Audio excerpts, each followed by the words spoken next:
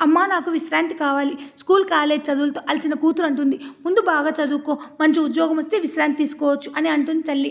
కూతురు లేచి చదవడం మొదలుపెట్టింది. విశ్రాంతి అలానే మిగిలిపోయింది. కూతురుకు ఉద్యోగం వచ్చింది. ఇక పెళ్లి చేస్తే బాగుంటుంది. ఇప్పుడేం అవసరం అమ్మా, 2-3 ఏళ్ళు హ్యాపీగా ఉంటాను అంటుంది. ముందు పెళ్లి చేసుకుని సెటిల్ అవ్వు, ఆ తర్వాత హ్యాపీగా విశ్రాంతి తీసుకోవచ్చు. కూతురికి పెళ్ళయింది. 2 పిల్లల తల్లయింది. విశ్రాంతి అలానే మిగిలిపోయింది. పిల్లల్ని బుజ్జగించడం, భర్తకు అనుగుణంగా ఉండడం, ఇంటి ఆర్థిక సమస్యలు, అత్తమామ సేవలో విశ్రాంతి అన్న మాటే మర్చిపోయింది.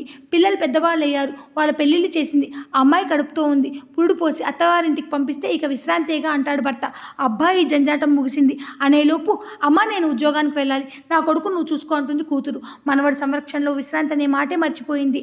భర్త మోకాళ్ళ నొప్పులు, బీపీ, షుగర్, భర్త సేవలో ఆమె శరీరం పూర్తిగా అలసిపోయింది. ఒకరోజు భగవంతుడు స్వయంగా వచ్చి విశ్రాంతి తీసుకుందురా తల్లి అని పిలవగానే ఆమె ఆనందంగా భగవంతుడి పాదాల దగ్గర శాశ్వతంగా విశ్రాంతి తీసుకుంటుంది.